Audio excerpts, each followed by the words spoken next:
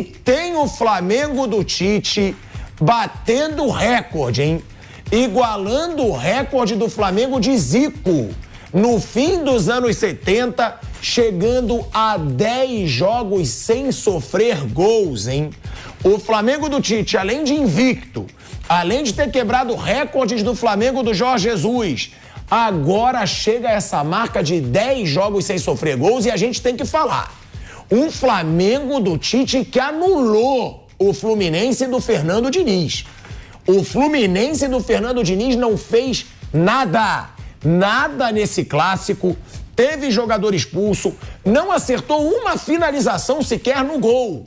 E, na minha opinião, o Flamengo poderia ter conseguido até um resultado mais elástico nesse clássico contra o Fluminense, de tão absoluto que foi. Vale a gente lembrar que no ano passado o Flamengo vence o primeiro jogo da final do Campeonato Carioca por 2-0 e o Fluminense reverte e venceu por 4-1 num papelão do Flamengo no segundo jogo e aí foi o campeão carioca.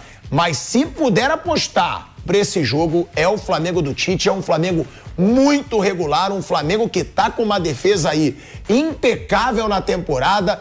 E eu já dou uma boa tarde aqui para Bruno Prado, Flávio Prado, Mauro César Pereira. Maurão, já vou começar jogando para você, porque foi um baita clássico do Flamengo contra o Fluminense.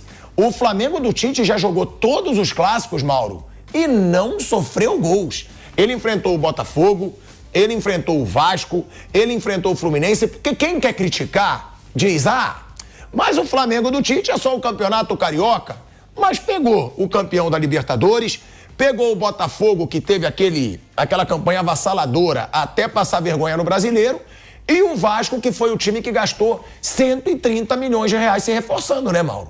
É uma campanha impecável do Flamengo na temporada.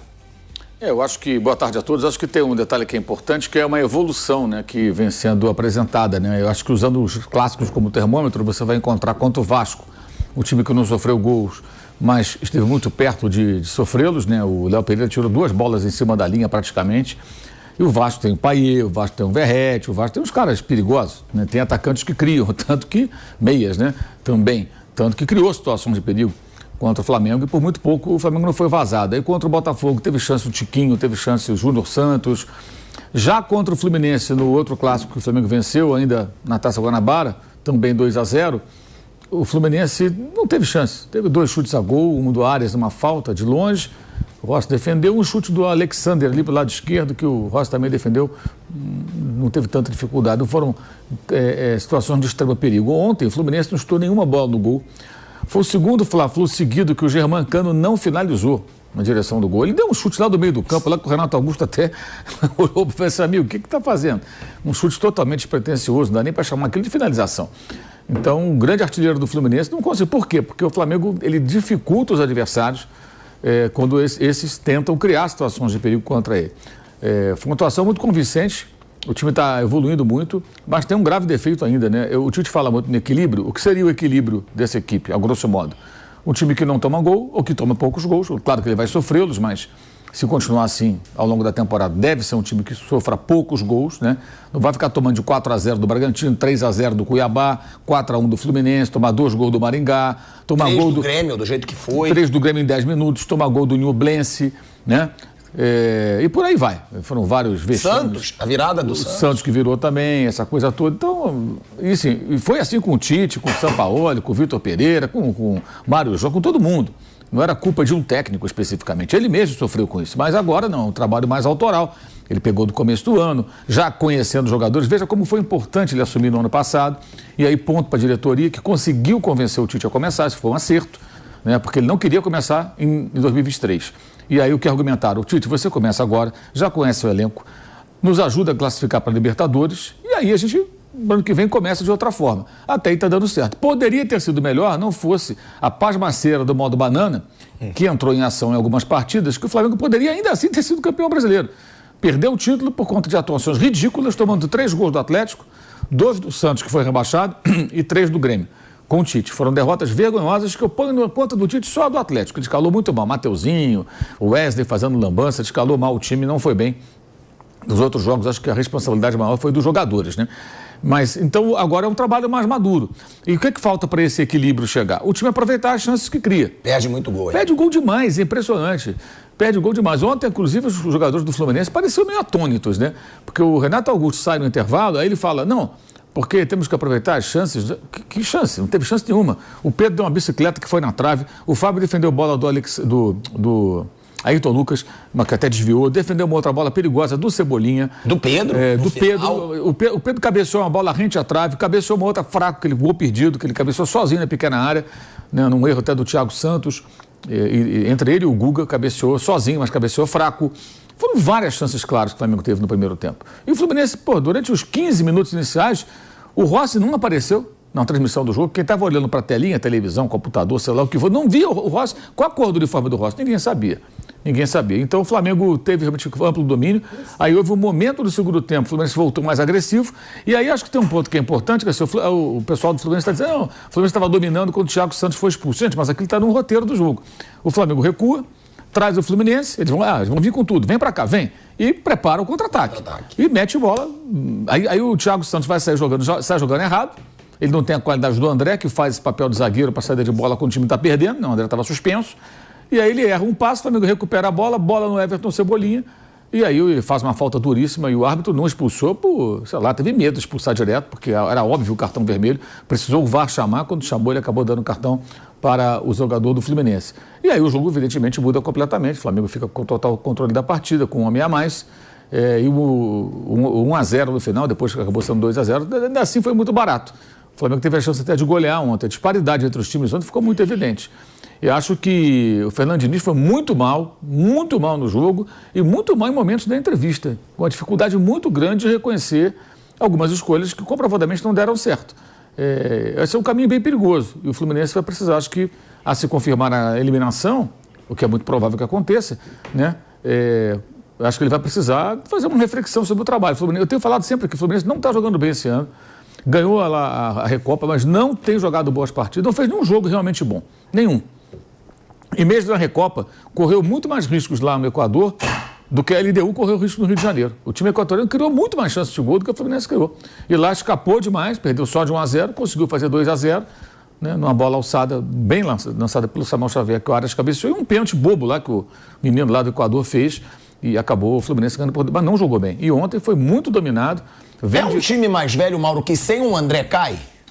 O time tinha uma média ontem de 33,3 anos. É um time muito envelhecido. E Renato Augusto, com um ganso do meio campo ontem. Gente, o De La Cruz jogou à vontade.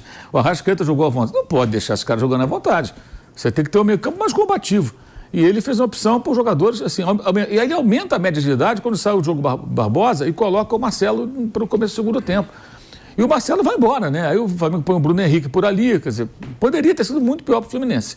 E eu acho que o Flamengo tem que ajustar essa questão das finalizações, que é um problema bem antigo, mas foi muito superior, muito superior. E tem gente que fala, no ano passado foi 2-0, afinal 4-1, é completamente diferente. No ano passado o Flamengo venceu bem 2-0, até ali parecia que o Vitor Pereira conseguia já controlar a equipe. Aí o Gabriel sai dando aquela entrevista extremamente infeliz, que se fosse o ambiente não de paternalismo do Marcos Braz, do Bandinho e seus Blue Caps, mas de cobrança profissional, alguém ia chamar. No dia seguinte o Gabriel no CT falou, bonitão, qual é a tua? O time vence o clássico, você entra no segundo tempo, ajuda quando o time faz o segundo gol, aí você está reclamando, dizendo que não quero mais jogar aqui, quero jogar ali, quero disputar posição. Faça-me um favor, se é hora para isso, e se você quer falar, fala para o técnico, não para os repórteres. Já criou um clima ruim. Aí qual foi o jogo seguinte, você lembra? Foi Alcas. Alcas. Foi o Alcas. Aí o Flamengo vai lá para o Equador, o Alcas mal tinha jogado na temporada, tinha perdido jogadores da temporada anterior que ele conseguiu vencer o campeonato, se classificou para a Libertadores, um time todo remendado, time fraco. O Flamengo toma uma virada, tinha um centroavante que pesava 180 quilos, enorme, né? Cifuentes, sei lá o nome assim, não me lembro exatamente também. O cara é enorme. Conseguiu perder para aquele time, um arremedo de time, uma vergonha. Aí já desembarca no Rio com a moral lá embaixo, evidentemente internamente tinha problemas, imagino que o Vitor Pereira deve ter dado esporro. Ortonhas, o gordinho. Então, era um negócio assustador, então se foi dizer um outro que eu estou confundindo. Mas o fato é que o Vitor Pereira deve ter cobrado, aquilo já estragou o ambiente, alguma coisa ali dentro aconteceu, e o outro jogo o Flamengo andou em campo, né? Foi uma atuação vergonhosa que eu sempre falo. Eu acho um absurdo que só o técnico tenha pago aquela conta. Alguém tinha que estar... Os jogadores ser cobrados também, não sei se rescindir contrato, eu não sei. Mas não deu nada para eles. Porque é só... Quem tiver dúvida, pega o jogo para ver. É uma vergonha. Foi o resumo do Flamengo do ano passado. Né? E aquele jogo é uma vergonha. Os caras andaram em campo, os caras não competiram. O Fluminense passeou, tomaram os gols assim com a maior facilidade. Isso dificilmente vai acontecer, né, gente? Que não tem jogo de meio de semana para o Flamengo, para ter problema nenhum, para perder para Alcas, né? Ou seja lá quem for. E o Tite tem um controle sobre o grupo muito maior. Você vê, e não tinha nem Gabriel ontem para ficar falando coisa no intervalo, na saída do campo, porque ele estava fora de combate, estava lesionado. E não foi no jogo, né? Ele foi. Foi no jogo e tal. Essa é uma outra questão também que você pode explorar. A discussão Pedro ou Gabriel, a cada jogo ela fica mais sem nexo. Ela fica sem sentido. Pedro tem 11 gols e 11 jogos. E olha que perdeu o gol ontem, hein? Perdeu o gol ontem. Poderia ter mais, mas tem 11 gols e 11 jogos. E o De La Cruz joga uma barbaridade, né? Ele perdeu um gol ontem ali. Esse cara mudou o Flamengo. Ele se desequilibrou. Aí eu vejo gente ainda falando assim, eu vi torcedores ontem dizendo, não, por que não trouxe ano passado? Gente, a gente tem que entender que o cara jogava no River Plate, ele não jogava no Rosita Sofia Futebol Clube. O cara não ia sair do River Plate, o Flamengo vai lá, paga. Não é assim. Você tem que convencer o jogador, né, de que é interessante vir para o clube, que fazer uma proposta profissional e salarial e tudo mais.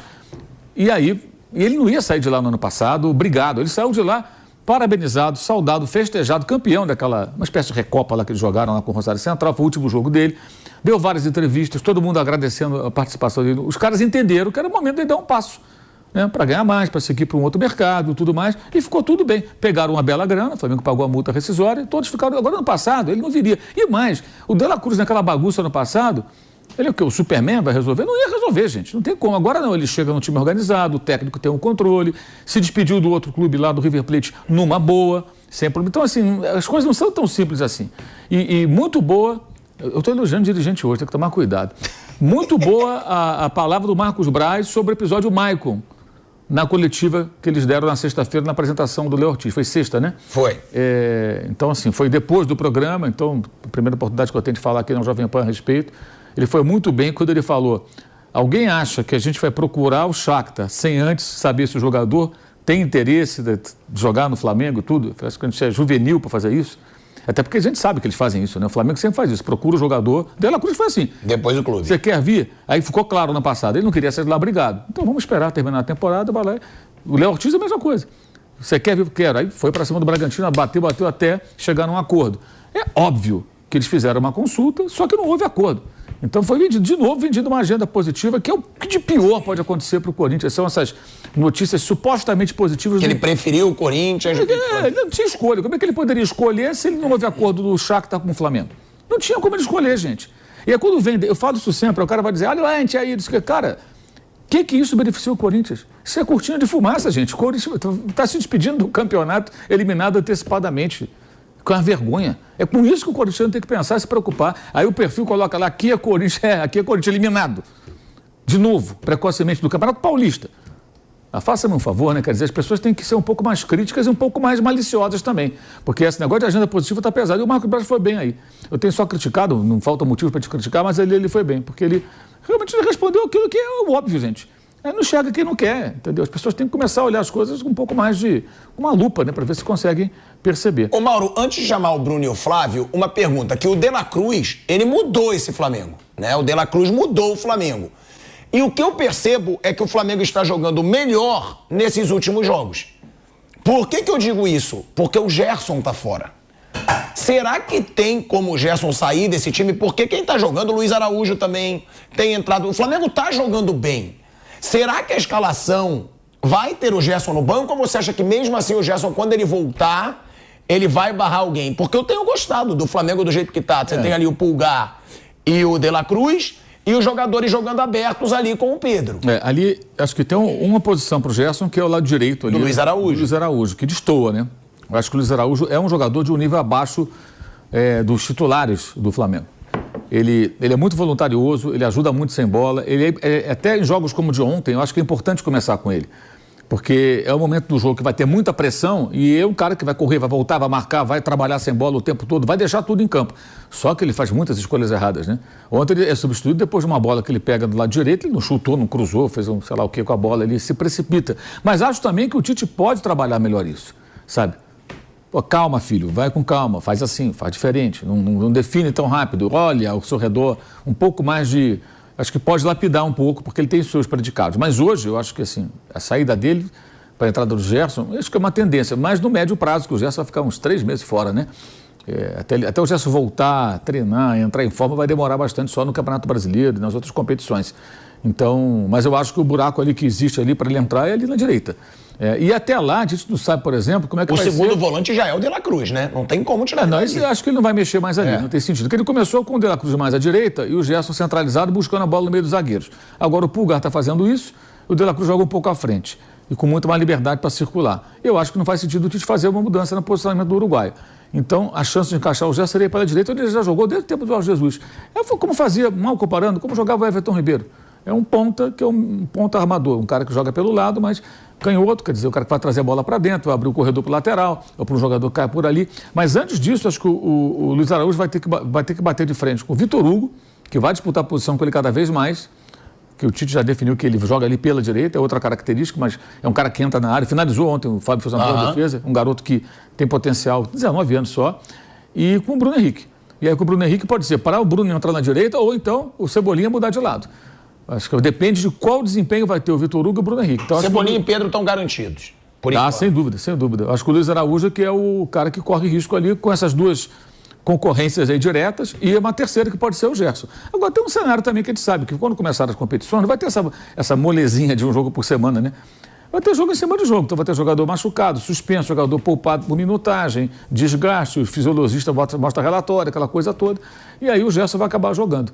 Mas o time está definido, acho que hoje é isso, pode mudar uma peça ou outra, mas como na lateral esquerda. Note como ontem o Ayrton Lucas insistiu de ficar em campo mesmo machucado, porque agora tem disputa por posição. Para não perder a vaga. Ele voltou para o segundo tempo sem condição, aí com poucos minutos, 3 minutos, né? Ele já estava sentindo, saiu e entrou o Vinha. O cara não quer sair porque sabe, se eu demole aqui, o cara pode ganhar o meu lugar. E voltou a ser convocado, agora pelo Dorival Júnior, porque está jogando bem de novo. Isso não é coincidência. Nisso também o Tite está indo bem. Ele quer está estimulando disputas por posição e elas têm feito alguns jogadores crescerem de produção. Agora, Flávio Prado e Bruno Prado. A gente está falando aqui de um confronto que a gente chamou a atenção dos 2 últimos treinadores de seleção brasileira, que foi o Fernando Diniz e o Tite. Estilos totalmente diferentes. Agora, no primeiro jogo, o Tite, da semifinal, acabou com o Fernando Diniz, né? Eu não sei, porque o André não jogou.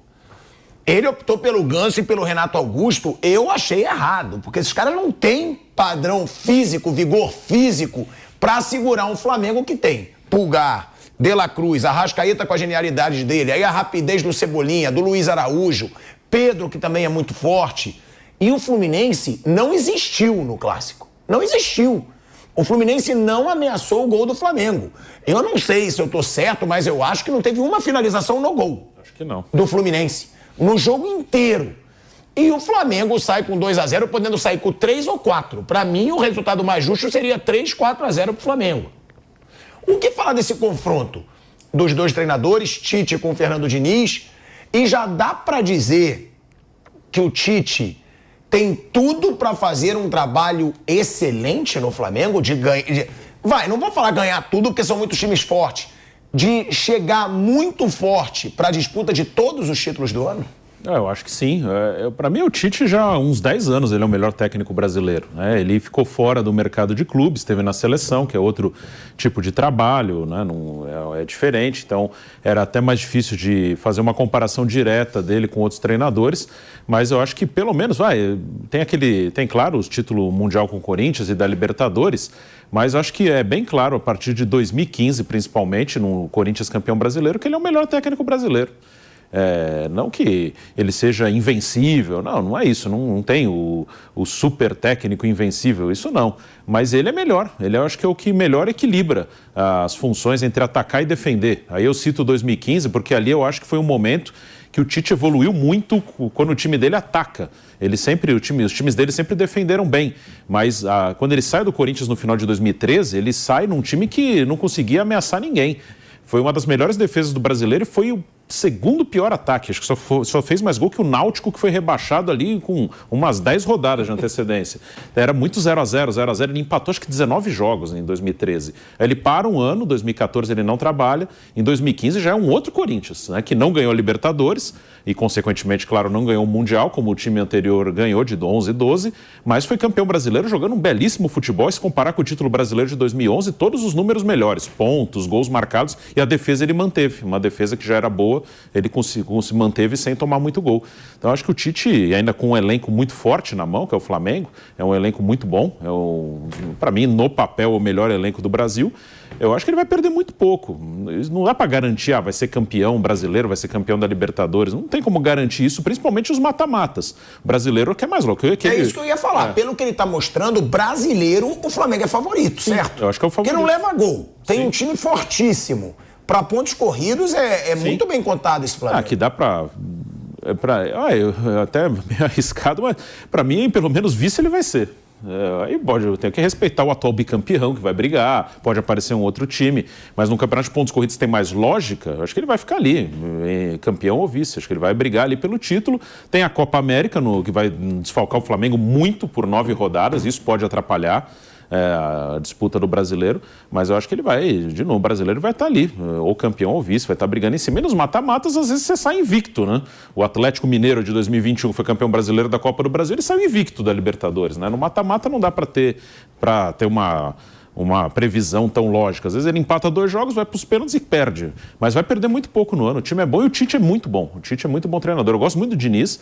Acho o Diniz um cara importante para o futebol brasileiro, para o debate sobre futebol. Gosto das ideias dele, mas eu acho o Tite um técnico melhor. Até... Muito melhor hoje? Eu acho que sim. Acho que o Diniz pode se aproximar, mas eu acho o Tite melhor. Se eu tivesse que escolher um técnico para o meu time, eu escolheria o Tite. A gente fez até, quando teve outro Fla-Flu, aquele cara a cara que o Mauro tanto gosta. Que beleza, hein? Nem fui eu que falei hoje. E quando foi Tite Diniz, eu falei o Tite. Porque eu acho o Tite muito bom, cara. Aliás, o cara a cara é uma fábrica de constrangimentos. Estou vendo alguns colegas que eu gosto muito até. O Fluminense disparado. Sendo achincalhados na rede social por conta dessa porcaria de cara a cara. O coitado do colega, como acontece com você, com o Flávio, comigo, eles vêm aqui, o Pirado. Mas comigo também, eu falo também. Mas você gosta. Eles vêm aqui e expõem a gente esse ridículo. A gente é obrigado, às vezes, a falar, né, Flávio? Aí depois você fala uma bobagem sem querer. Mas qual foi a última? Não vou ficar citando, não, que eu respeito aos companheiros. Mas, pô, tem umas coisas assim que... O Fluminense ganhou do Flamengo, mas eu vi um aí, que não lembro qual empresa mesmo, foi um 7-3 pro Fluminense, uma coisa assim. Bem assim. Tipo, o Felipe Melo é melhor que o Léo Pereira. Em 2024, assim, nesse nível, assim, aí é complicado, né? Aí não dá. O Léo Pereira hoje é um dos melhores zagueiros em atividade no Brasil. Sim. E melhorou muito nos últimos tempos, que teve momentos péssimos no ano passado também, no meio daquele caos todo, né? Até quando veio uma suposta proposta que nunca chegou da Arábia Saudita, a gente, pelo que tá jogando, vende correto. Vende. Ou conserta isso, mas ele voltou a jogar bem e tal. Dizem que é porque tá apaixonado. Tomara que seja isso mesmo, mas é outro Léo Pereira, outra história.